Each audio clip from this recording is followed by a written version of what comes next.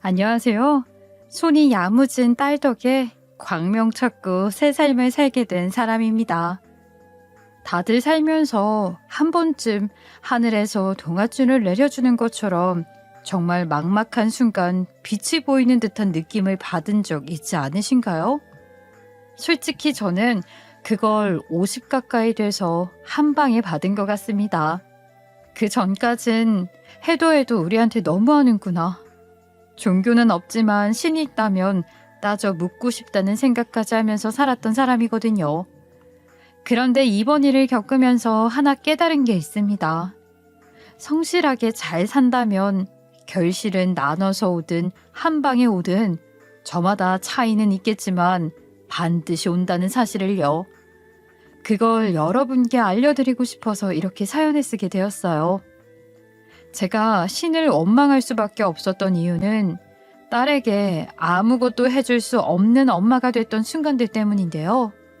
타이밍도 어쩜 그렇게 기가 막히는지 인생의 갈림길에 선 중요한 순간마다 큰 위기를 맞닥뜨리는 바람에 모든 걸 포기해야만 했어요.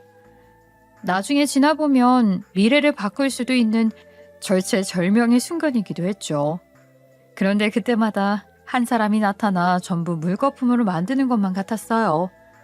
그래서 아직도 전 딸의 거친 손을 보면 가슴에 무언가 얹힌 것처럼 아프고 미안하기만 합니다.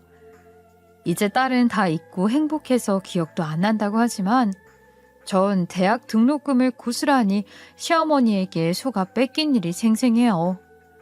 사실 저는 1년이 넘게 시어머니에게 단돈 100원까지 허락받고 썼어요.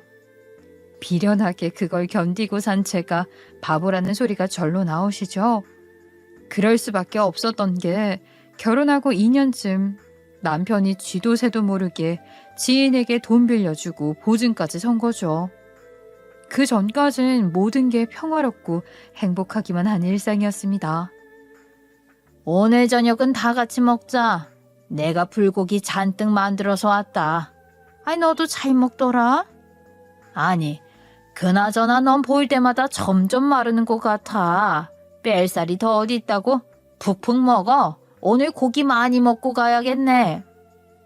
실은 어머니 따라서 2번이나 해봤는데 어머니 손맛이 다른가 봐요. 왜? 이 맛이 안 나? 네, 좋은 재료를 넣어도 이상하게 깊은 맛이 안 나던데요. 어머니가 알려주신 그대로 했는데 이상하죠? 남편이 이건 손맛의 차이래요. 알지도 못하는 게 무슨. 늙은 나보다 젊고 예쁜 네 손맛이 더 좋지. 마음 급하게 먹지 말고 한 번만 복습한다 생각하고 해. 저번에 양념 재우는 거 보여줬지? 이게 제일 쉽고 간단해. 한 번에 많이 해놓고 얼려놨다가 야채만 넣어서 먹기도 좋고. 몇 번 해보면 아무것도 아니야.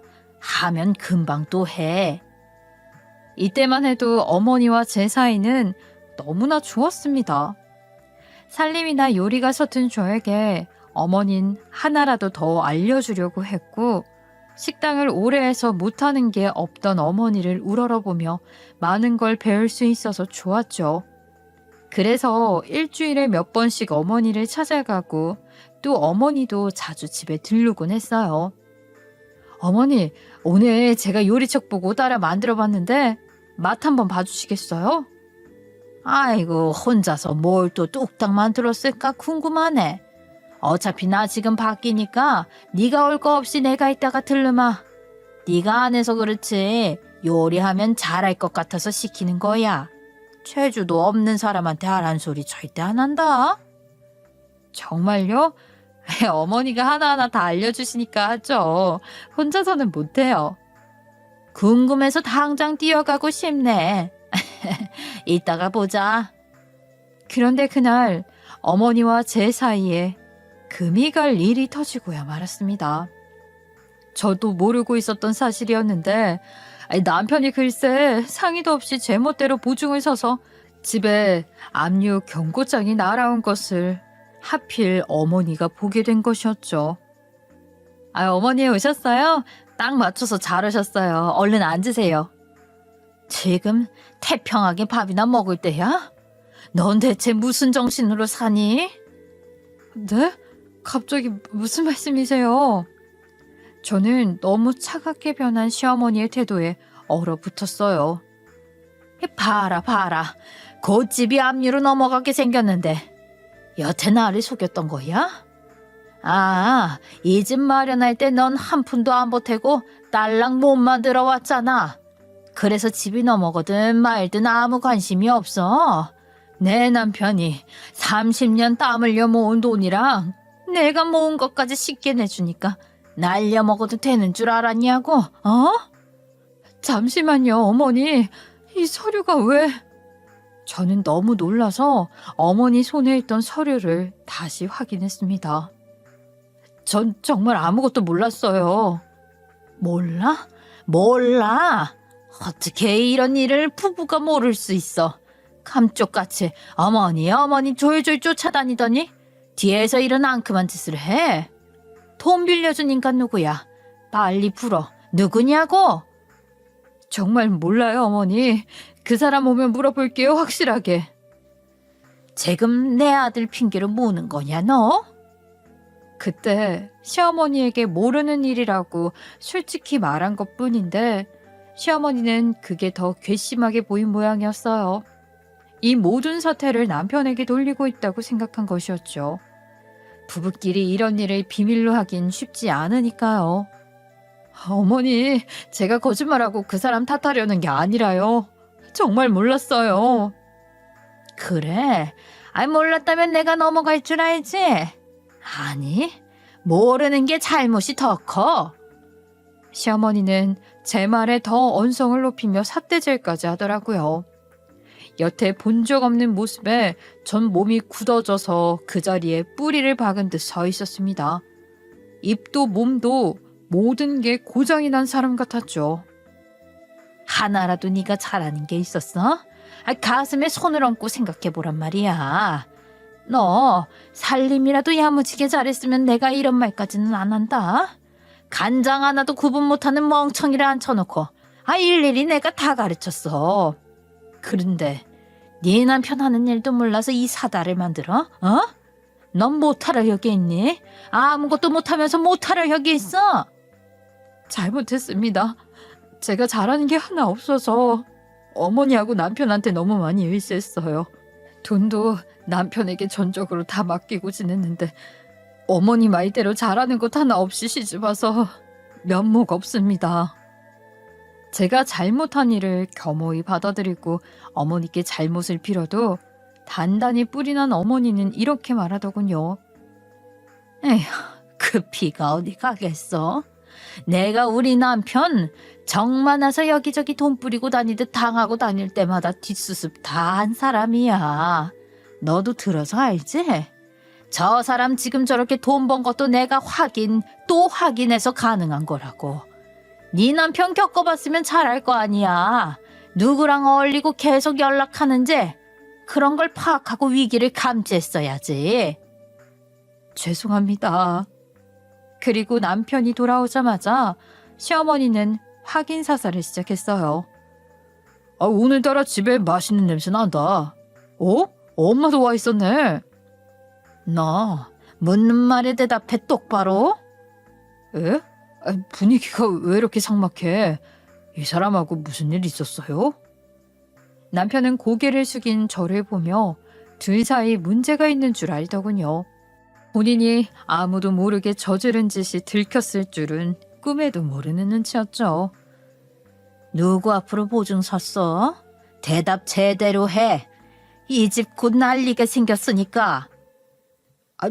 누가 그래요? 당신이야? 설마 내가 통화하는 거 엿들었어? 아니, 엄마 걱정하게 왜 그런 걸 제대로 알지도 못하면서 이러고 그래? 나한테 물어보지. 엄마, 사업 진짜 크게 하는 친구인데 망할 수가 없어요. 나중에 걔한테 못 받으면 그 집 아버지도 있고 삼촌도 있고 다 잘 살거든요. 정말 전 그 말을 듣고 가슴을 쓸어내렸습니다. 다시 예전처럼 항상 따뜻하고 인자한 미소로 맞아주시던 그때로 돌아갈 수 있겠다 생각했죠. 그런데 남편의 말에 시어머니는 끝까지 의심을 거두지 않더군요. 그래?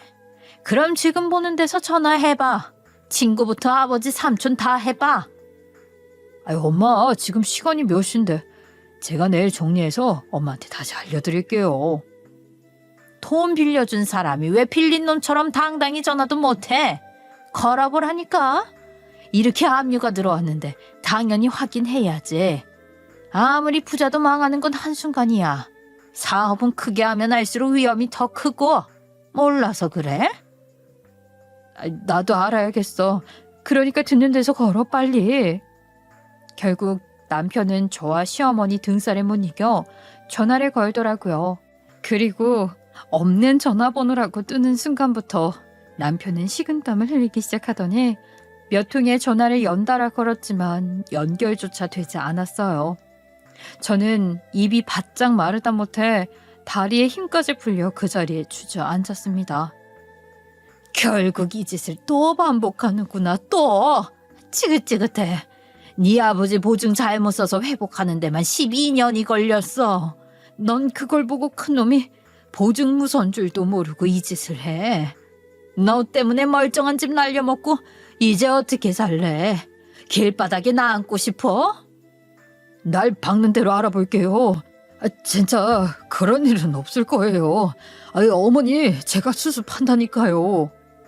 하지만 우린 그 집에 1년도 제대로 살아보지 못한 채 시댁으로 들어가서 눈칫밥을 먹으며 지내게 되었습니다. 시아버님 창고로 쓰던 방에 이불 하나 펼쳐놓고 사는 수준이었어요. 둘만의 안락한 보금자리가 순식간에 사라졌다는 현실을 인정하기도 힘들었는데 비난의 화살이 저에게 꽂힌 시어머니의 따가운 눈총을 받는 것까지 감당하기가 더 버거웠죠. 꼴 좋다. 집 날려먹고 들어와서 오늘부터 둘 다 월급 들어오는 대로 나한테 돈 보내. 돈 필요하면 이제부터 나한테 와서 보고하고 받아가고. 100원도 내 허락 없이는 못 쓴다. 엄마, 차라리 가계부를 써서 확인을. 시끄러워. 이까짓 걸 어떻게 믿고. 주기 싫으면 나가든가. 내 집에서 내 밥 얻어먹고 사는 주제에 생활비 낼 거야? 집값 갚을 거야? 아니, 꼬면 당장 나가세요. 전 안 말립니다. 나도 이 나이에 식충이 둘 데리고 사는 거 아주 칠색이다. 어머니 뜻대로 하겠습니다. 설거지 하나도 제대로 못하는 저런 물건을 어디서 구했을까? 잘 만났다. 저 물건은 오늘 왜 일찍 들어와 있대? 일신이? 꼴도 보기 싫구만. 아무짝에도 쓸모없다는 식으로 사람도 아닌 물건이라고 절 칭할 때마다 처참하더군요. 꼭 갖다 버리고 싶은데 계속 보고 있어야 하는 고장이 난 물건을 보는 눈빛이었죠. 속으로 이혼 소리가 수도 없이 나왔지만 그 말을 입 밖으로 꺼낼 수 없었어요. 남편이 저 모르게 한 실수지만 결국 우리 부부로 인해 애써 마련해 주신 집을 날린 건 사실이었으니까요. 어떻게든 이 일을 우리 둘 힘으로 극복해야겠다 생각했죠. 그러다 정신을 차려보니 저는 산부인과에 누워 있었어요. 스트레스로 계속 말라가고 있어서 몸 상태를 몰랐는데 알고 보니 임신한 상태였던 거죠. 저는 배를 어루만지며 한없이 울기만 했습니다. 왜 하필 지금이야, 왜? 엄마가 미안해. 너 세상에 나와도 엄마가 제대로 챙겨주지도 못하는데 이 불쌍한 걸 어쩌면 좋아. 차라리 다른 엄마한테 가지. 나한테 오면 너도 같이 힘들 거야. 미안해. 태어나도 행복하게 해줄 자신이 없어. 그만 울어. 엄마가 울면 애도 슬프잖아. 그리고 당신이 그런 말 하면 어떡해. 아무리 그래도 우리 부모야. 여보, 당신은 할 수 있어? 솔직히 나 임신했다는 말 죽어도 못하겠어. 염치 없이 그 말을 어떻게 하라고. 어머니 얼굴을 어떻게 보라는 건데. 다 내 탓이다. 내 잘못이야. 저라고 남편이 왜 밉지 않았겠습니까? 어머니 말대로 모르는 게 죄라면 딱 그거 하나밖엔 제가 한 게 없는데 하지만 더 남편에게 원망도 할 수 없었던 게 저만큼이나 힘들어하고 있다는 게 눈에 잘 보였기 때문이에요. 어제까진 평화롭게 모여서 저녁 먹고 안부를 나누던 사이였는데 시어머니는 남편을 보자마자 혀차는 소리만 해대니 그만큼 상처가 클 수밖에 없었죠. 잠이 오냐 잠이 와? 아이고 밥은 또 한 그릇 다 해치우네. 입맛은 살아있는 모양이지. 속도 좋아. 집 날리고 얼마나 편하면 두 다리 뻗고 자고 밥을 다 먹을까? 나 같으면 24시간 내내 나가서 일하겠다. 부모님 볼 면목이 없어서. 남의 아들은 용돈을 몇 백씩 준다는데 차를 새로 뽑아주고 아님 집안 좋은 며느리라도 와서 이럴 때 집 하나라도 얻어주던가. 에휴 참 박복하지 나는. 이 나이에 아들 며느리 수발을 다 들고. 저도 스트레스가 만만치 않았지만 하루는 잠든 남편의 정수리에 동전만한 탈모가 생긴 걸 보고 다짐했습니다. 우리 둘은 어떤 상황에서도 서로를 의지하는 부부란 걸 잊지 말기로 했죠. 여보, 내 눈치까지 볼 필요 없어. 이 세상에 우리 둘밖에 의지할 사람 없잖아. 우리까지 싸우고 서로 모진 소리로 상처 주면 어떻게 마음 붙이고 살아. 그러니까 내 앞에서만큼은 당신이 편했으면 좋겠어. 오늘부로 미워하는 마음도 끝낼래 나. 미안해. 나 때문에 당신까지 이게 무슨 죄야. 얼른 나갈 수 있게 해볼게. 그런 우리를 몇 개월간 지켜보던 아버님은 큰 결단을 내린 것 같았어요. 출산을 앞두고 있던 저에게 이런 말씀을 하셨습니다. 그간 마음고생 많았다. 몸은 괜찮은 거지? 애도 건강하고. 예, 건강하대요. 죄송합니다. 하필 이럴 상황에. 아서라 애 듣는다. 이럴 때 저럴 때가 어딨어. 축복인데. 네 속이 말이 아닐 텐데 이 상황에 찾아와준 애니 분명 강하게 클 거다. 나도 좀 서둘러서 해주고 싶었는데 그 사람이 바로 보냈다간 더 일이 커질 것 같아 시간만 보고 있었다. 설마 애까지 눈칫밥 먹일 생각은 아니지?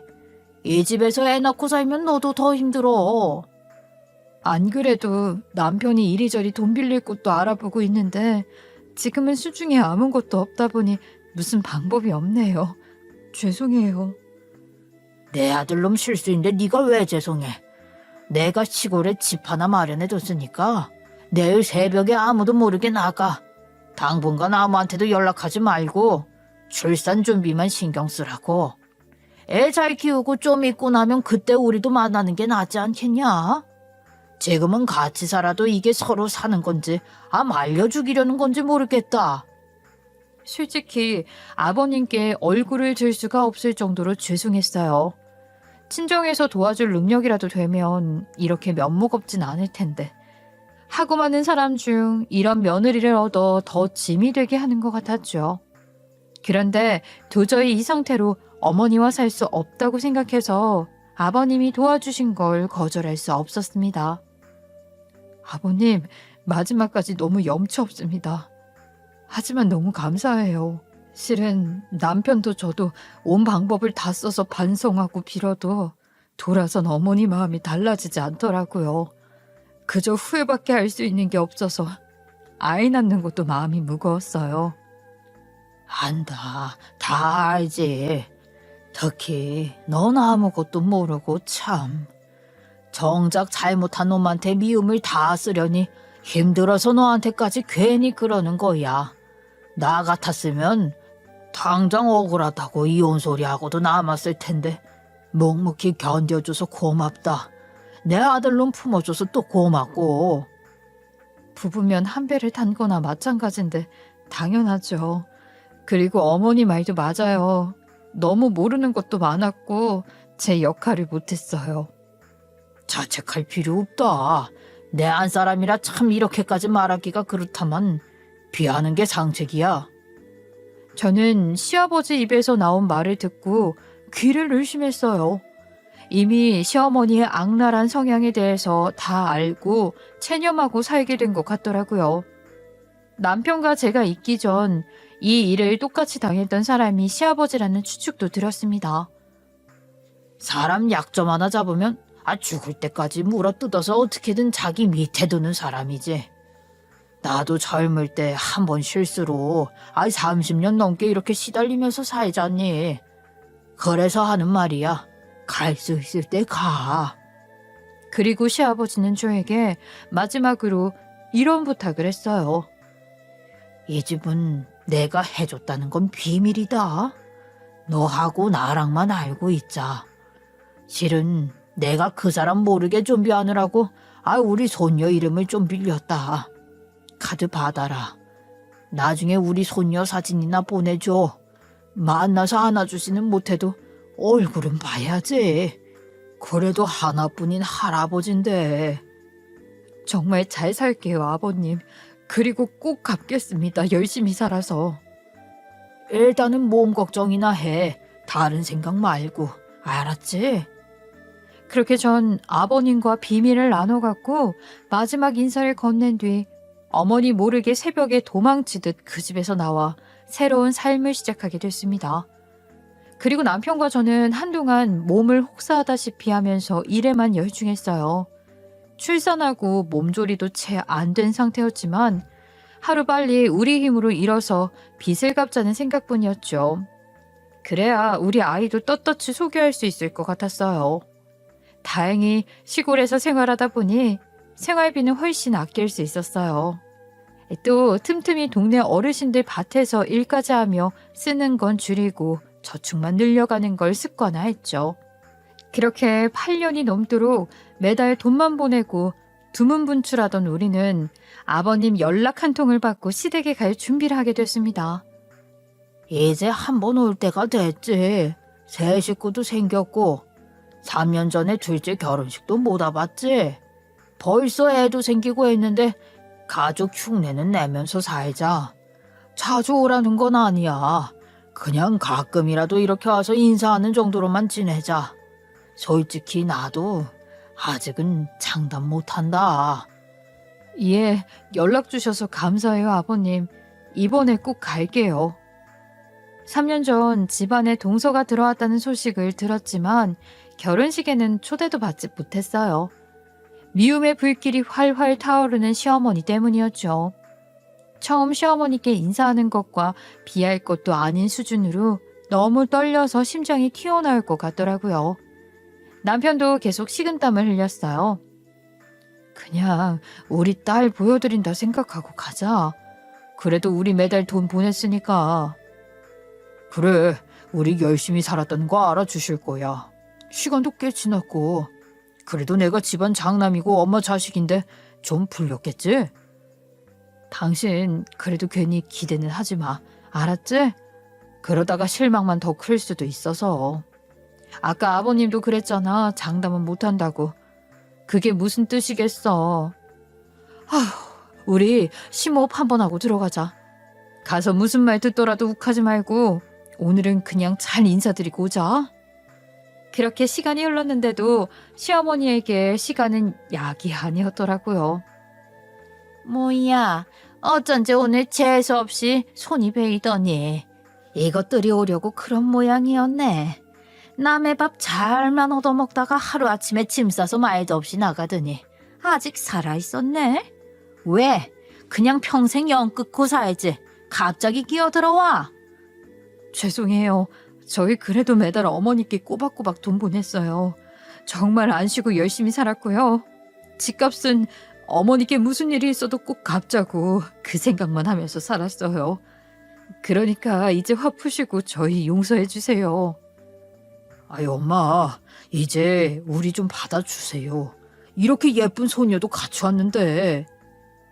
얘가 왜 이래? 애 앞세워서 오면 받아줄 줄 알았어? 천만에. 너희들 그때 그렇게 나간 게 괘씸해서 내가 아직도 푼이 안 풀린다. 하여튼 뒤통수 전문이야. 월급 다 주는 척하더니 뒷주머니를 차? 그때 출산 준비하면서 새 식구가 얹혀 사는 건 좀 아닌 것 같아서 그런 거예요. 지인 집에서 살았지 정말 한 푼 없이 시작했어요. 믿어주세요.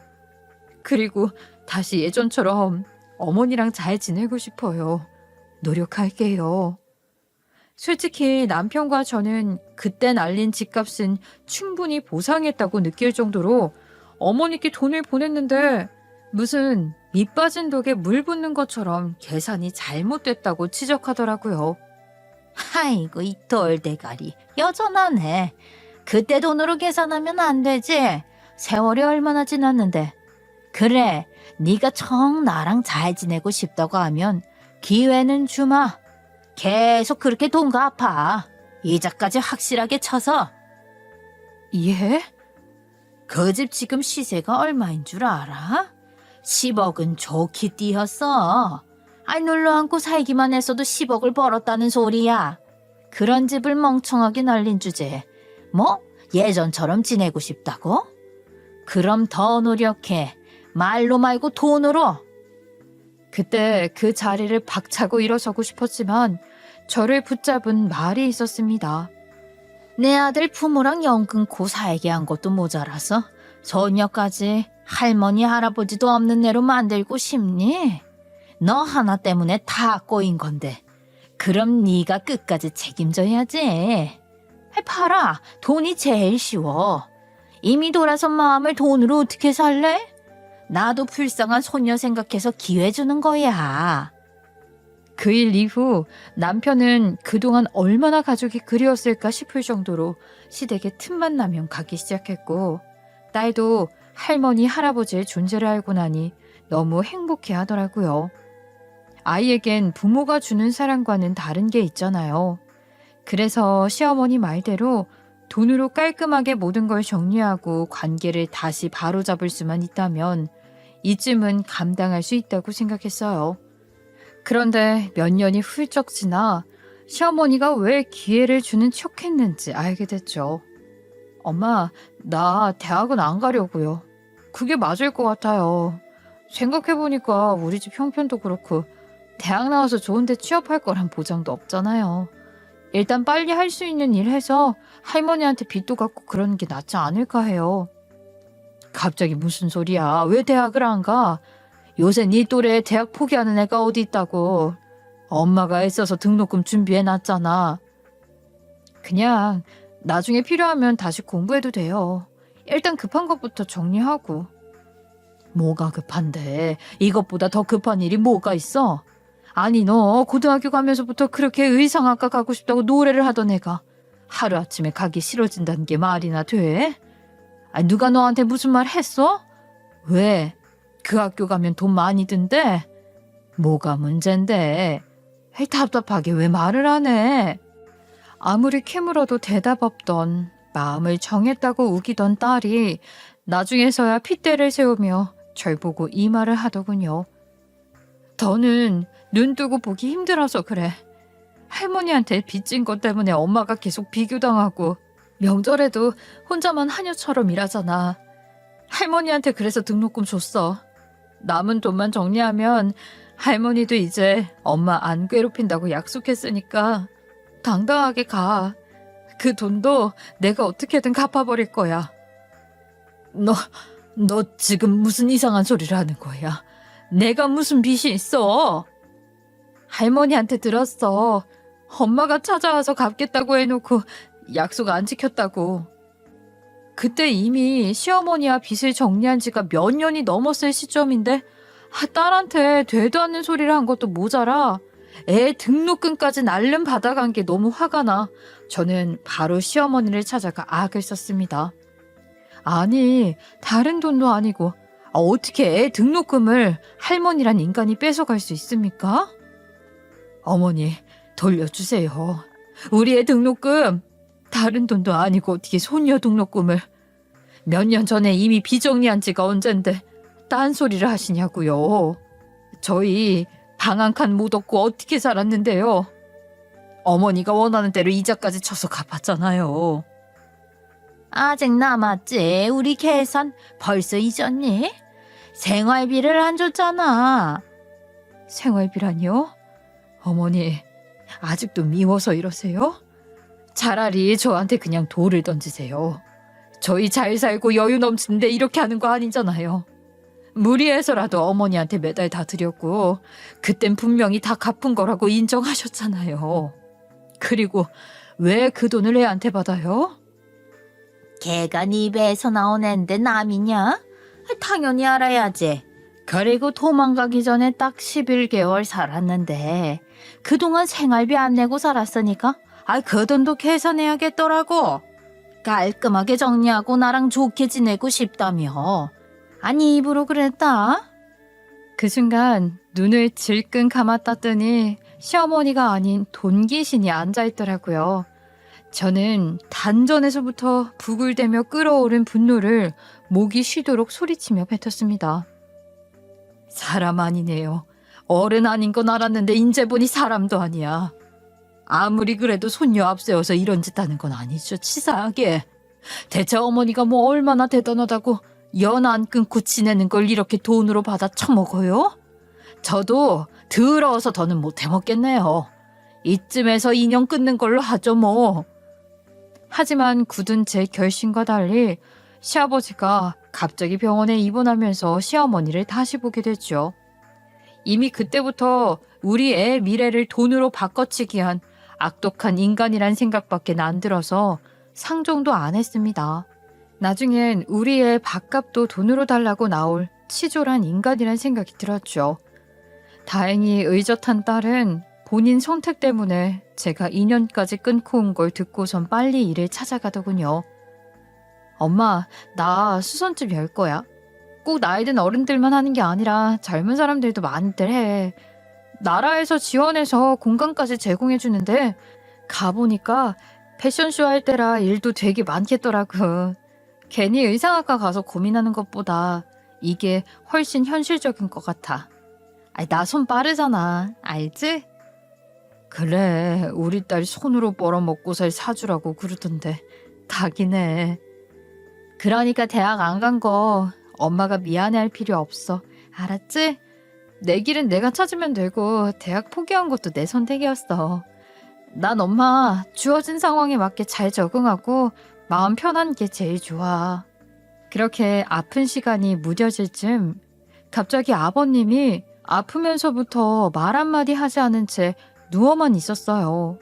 그래서 전 더더욱 다른 사람에게 아버님을 맡길 수가 없었죠. 이상하게 아버님 뒷모습을 보고 있으면 아픈 사람이 아니라 너무 쓸쓸해 보이더라고요. 그래서 더 아버님을 혼자 두고 올 수가 없었던 것 같아요. 굳이 당신이 돌보겠다고? 그 사람들 전문가야.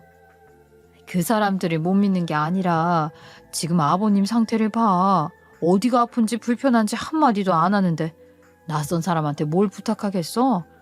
난 그래도 표정이라도 보면 대충은 아니까 가족이 보는 게 낫지. 당신이 애하고 집 좀 챙겨. 난 일단 시간 날 때마다 병원에 가 있을게. 그런데 시어머니는 아버님 돈 정리하느라 정신이 없더군요. 혹시나 돌아가시기 전 빌려준 돈 한 푼이라도 떼일까 싶어 혈안이 돼 있었죠. 아버님이 입을 열지 않고 아무리 추궁해도 답이 없자 가슴만 치면서 돌아갈 뿐이었어요. 그리고 자연스럽게 저는 병원에, 남편은 딸과 함께 시댁에 가는 날이 더 많아졌죠. 그래도 저한테만 감정이 있어서 그런 건지 남편과 딸에게 딱히 해코지할 일은 없는 것 같아 안도했어요.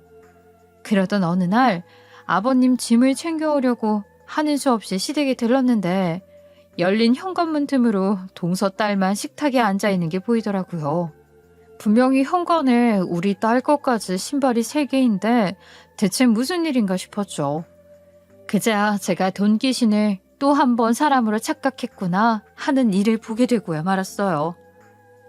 저 왔다고 삼계탕 한 거예요? 안 그래도 초복 때 못 먹었는데. 역시 할머니밖에 없어요. 당연하지, 우리 강아지. 할미가 안 그래도 그 얘기 듣고 준비한 거야. 토종닭으로 구해서 전복까지 넣었으니까 다 먹고 가. 이따가 죽 남으면 싸줄게. 어차피 너만 먹을 거니까 양 많아. 와, 신난다. 하나도 안 남기고 다 먹을 거예요. 묵은지도 있어요? 파김치까지 담가놨지. 너 좋아하잖아, 새로 담근 거. 신난다. 할머니 많이 먹으려면 소화시켜야 하니까 춤 좀 출까요? 좋지 좋지. 아이고 춤도 잘 추네. TV에 나오는 사람보다 네가 더 잘한다. 아니 어쩌면 못하는 게 없어. 네 엄마 닮아서 그러냐? 공부도 잘하고 네 엄마가 딱 그러잖아. 못하는 게 없더니. 역시 그 엄마의 그 딸이야. 엄마 피도 있지만 할머니 것도 있지. 그 할머니의 그 손녀지. 아유 우리 강아지 말도 좀 이렇게 이쁘게 해. 할미 호강한다 정말. 동서의 딸하고 시어머니는 춤까지 추고 깔깔대면서 신나게 이야기를 주고받고 있더라고요. 그런데 제 딸은 한참을 서 있어도 보이지 않아 이상한 느낌이 들었어요. 그런데 그때 옷을 한 무더기 들고 나온 딸 모습을 보게 됐습니다. 얼굴이 안 보일 정도로 산더미 같은 옷을 들고 한 걸음 한 걸음 힘겹게 내디는데도 그 둘은 앉아서 팔짱만 끼고 보고 있더라고요. 야야 왜 나왔어? 너는 손 빠르다더니 왜 그렇게 빨리 못해? 아직도 남았어? 가만 보면 허풍치는 게 지 엄마를 빼닮았다니까. 코는 아주 개코네. 설마 삼계탕 냄새 맡고 먹으려고 나온 거야? 빨리 들어가 얼씬대지 말고. 네? 아까 밥 먹으라고. 내가 언제 식탁에서 같이 먹재? 네 엄마가 인간이 덜 됐는데 교수님 딸하고 같이? 평생 우리 윤주하고는 겸상도 못한다는 걸 알아야지. 하여튼 돌대가리까지 닮았어. 너 줄 건 하나도 없으니까 들어가서 이거 다 하고 나와. 우리 교수님 옷 싹 꿰매기 전까지는 밥 없다. 저는 신발도 안 벗고 저벅저벅 그대로 들어가서 딸을 불러냈습니다. 뒤에서 시어머니가 무슨 소리를 하고 날뛰든 귀를 막았어요.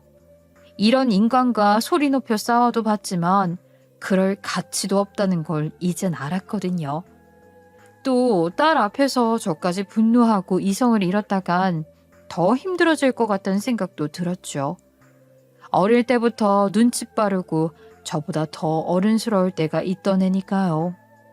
그래서 훌쩍이면서 자기 짐을 챙기는 딸을 보고 저는 애써 태연하게 말했습니다. 천천히 챙겨, 괜찮아. 얼른 가자. 그런데 짐을 챙기면서 딸은 계속 훌쩍이더군요. 당장 눈물이 터질 것 같은데 애를 쓰며 삼키는 모습을 보면서 제 속에서도 피눈물이 철철 흐르는 기분이었습니다. 저 때문에 여린 이 아이를 너무 빨리 어른으로 철들게 했다는 생각이 들었어요. 그리고 전 그대로 끓고 있던 삼계탕 냄비를 개수대에 부어버리고 나왔어요. 당장 손에 가스불이 닿아도 제 속이 더 타고 있어서 그런지 뜨거운 감각조차도 없더라고요. 야야야 뭐 하는 짓이야 너? 이제 막 나가자는 거니? 신발도 안 벗고 이게 토둑처럼 들어와서 내가 누구 주려고 애를 쓰고 만든 건데. 어차피 식탁에서 밥 먹을 인간 아무도 없잖아요. 여기서 맛있게 드세요. 이 자리가 더 잘 어울리니까. 왜 내 눈엔 늙은 돈귀신밖에 안 보이는지 모르겠네. 빈집에 못하러 신발을 벗고 들어와요? 미쳤다고? 뭐? 뭐라고? 야, 너 거기 안 서? 그리고 전 나오자마자 딸 등을 가만히 쓸어주면서 울고 싶으면 울라고 했습니다. 실은 저도 울고 싶으니 같이 손잡고 시원하게 울다 가자고요. 어린애도 아닌데 슬프고 비참한 상황을 아니라고 괜찮다고 하는 것도 싫었고 어느새 다 커서 슬픔을 나눌 수 있는 친구가 된 딸이 있어 다행이란 생각이 들었죠. 그렇게 한참을 우린 울고 아버님이 있는 병원으로 향했습니다. 그리고 그날따라 눈이 붉게 충혈돼서 온 우리를 아버님이 한참 바라보더군요. 아버님, 그만 보세요. 눈이 둘 다 엄청 부었죠? 실컷 울다 왔으니까 그만 보셔요. 아버님 보니까 또 눈물 날 것 같아 그래요. 오늘 할아버지도 슬픈 표정이네. 저 왔는데 왜 기운이 없어요? 아버님은 오래전 그날처럼 제게 묵묵히 위로를 건네는 것 같았습니다. 입만 열면 상처를 범벅해서 주는 시어머니와 달리 한마디를 안 하고 지내도 아버님한테선 더 따뜻한 기운을 받는 느낌이었어요. 지금 생각해보면 그때 저도 아버님 간호를 한 게 마음 둘 때가 필요해서였는지도 모르겠네요. 그날은 딸과 너무 울고 나서 지쳤는지 딸하고 저는 아버님 침대에 엎드려 양쪽으로 잠이 들었더라고요. 새벽에 딸이 깨워 일어나 보니까 아버님이 이불까지 우리 둘에게 양보하고 맨몸으로 자고 있더라고요. 그리고 다음날 갑자기 아버님이 딸아이의 손을 끌어다가 무언가를 계속 반복해 적더군요. 응? 할아버지, 뭐 얘기하고 싶어? 왜 갑자기 손바닥에 적는 거야? 아, 간지러운데, 간지러워. 내가 큰 종이 갖다 줄까? 거기에 써볼래요?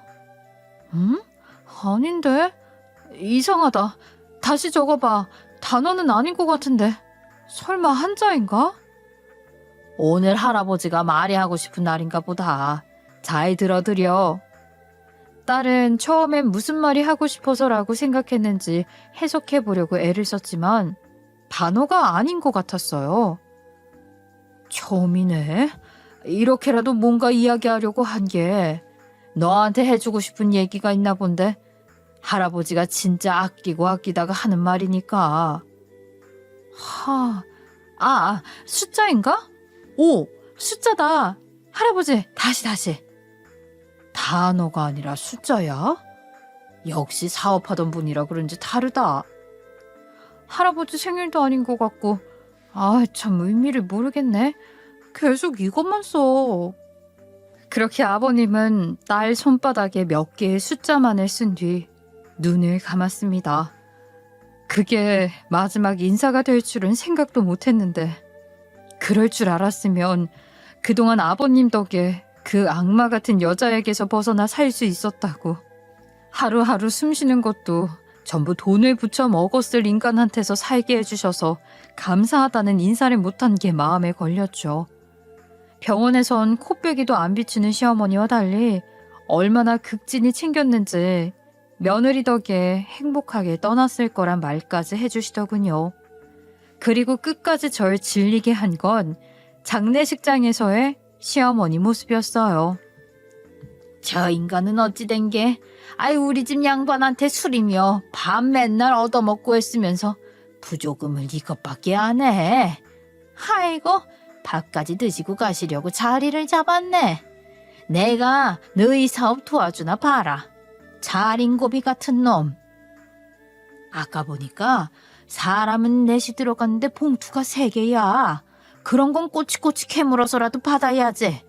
잊어버린 척하면서 밥만 축내는 놈들 있다니까. 왜요? 또 뭐가 문제인데요? 너 이 근처에 있지 마. 괜히 돈 만질 생각하지 말라고. 안 그래도 나한테 돈도 안 갚는 게 내가 너 무서워서 그 인간 병원 들어가자마자 돈부터 정리한 거야. 그러니까 조용히 육개장이나 날라라. 나와서 인사할 생각하지 말고. 참, 기가 막혀서 제 손님도 있어요.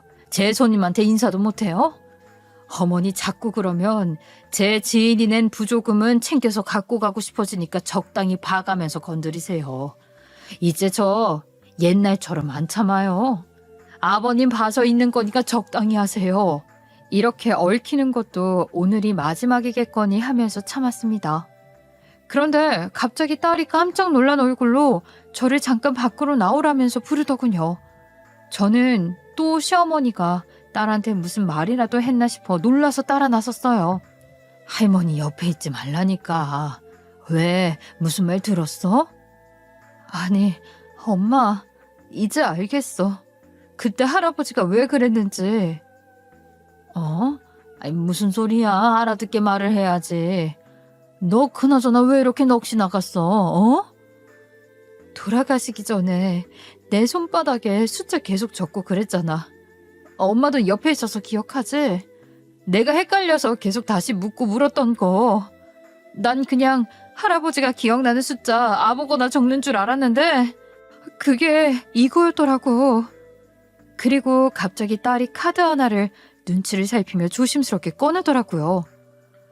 할아버지 카드야? 이걸 네가 왜 갖고 있어? 아유, 못 살겠다. 우리 괜히 이걸로 또 할머니하고 피곤하게 얽힌다. 빨리 갖다 줘버려. 엄마는 더 이상 말도 섞기 싫어. 얼굴 보는 것도 오늘 마지막인 줄 알고 온 거야. 분명 훔쳤느니 마느니 할 사람이란 거 너도 알잖아. 아니, 이 카드 내가 어릴 때 쓰던 거잖아. 알지? 어? 이 카드 알지. 엄마가 어떻게 잊어버려. 딸 손에서 나온 카드는 아버님이 어머님 몰래 집을 얻을 때 딸 앞으로 마련을 해준 것이었어요. 10여 년이 지나서 봐도 시어머니가 가둬둔 지옥에서 탈출하게끔 해줬던 빛 한 줄기처럼 보이던 이 카드를 손에 쥐었을 때 그 기분을 잊지 못하고 있었어요. 생각 없이 그냥 지갑에 넣고 다녔었는데 다시 보니까 반지꼬리 안에 들어있더라고. 이게 왜 여기 있나 싶었는데 맨날 내가 가방에 챙겨 다니던 걸 할아버지가 봐서 그랬나 봐. 알고 보니 아버님은 마지막 순간에 어떻게든 우리의 몫을 남겨주기 위해 애를 썼더라고요. 떠나기 하루 전날 저희 딸 손에 하염없이 반복해서 쓰던 그 숫자의 비밀도 풀렸죠. 혹시나 해서 할아버지가 손에 써주던 번호로 해봤는데 숨이 안 쉬어져. 엄마, 얼마 들었는 줄 알아? 어안이 벙벙한 딸 얼굴을 보고 심상치 않은 액수라는 게 가늠이 됐죠. 오랜만에 두 눈이 토끼처럼 커진 딸을 보니 저도 머리가 쭈뼛 서더라고요. 그 안에 얼마나 들었는 줄 아세요? 여태 저희가 시어머니께 뺏긴 돈의 두세 배도 넘는 금액이 들어있었어요. 솔직히 너무 많은 액수에 겁이 덜컥 나더라고요. 꿈이 아닌 이상 만져보기 힘든 돈이라 생각해서 더욱더 실감이 안 났죠. 그런데 딸이 저에게 이 말을 해주더군요. 엄마, 이 돈 우리 잘 쓰자. 그리고 실은 내가 말 안 한 게 하나 있다? 뭔데? 할아버지가 숫자 다 쓰고 난 뒤에 쓴 말. 잘 살아, 써. 할아버지 맞춤법을 잘 몰라서 이상하게 쓴 줄 알았는데 마지막으로 우리한테 하고 싶은 유언이었던 거잖아. 잘 살고 돈도 쓰라는 거. 그러니까 다른 생각하지 말고 우리 가족 잘 살기 위해서 쓰자. 엄마, 우리 할아버지 뜻대로 해. 우리 딸, 할아버지가 똑똑한 너한테 괜히 말해준 게 아니었네. 그리고 우린 보란듯이 좋은 집을 사서 행복한 시간을 만들어가고 있습니다. 어디로 이사 갔는지 관심도 없던 시어머니는 동서를 통해 우리 이야기를 듣고서 얼마나 배가 아팠는지 악담 문자가 왔더라고요. 그런데 무슨 말을 하든지 이젠 신경조차 쓰이지 않더라고요. 이미 행복해지고 마음에 여유가 생겨서 그런지 그런 악한 노인네가 뱉는 말이 개가진네 하면서 무시하게 되더군요. 그래서 저도 이응 두 개로 시원스럽게 대답해줬습니다. 개소리 잘 알았다 하고요. 우리 딸 뱃속에 있을 때 쫓겨나 몇십 년이 지나 돌고 돌아 참 긴 시간이 걸렸지만 요즘 남편과 고생 끝 행복 시작이 진짜 있다는 걸 느낍니다. 그러니 불행도 기적도 너무 남의 일이라고만 생각하지 않으셨으면 좋겠어요. 때론 위기가 모여서 기적이 오기도 하니까요. 저의 별 볼 일 없는 고생스러운 이야기 들어주셔서 감사합니다.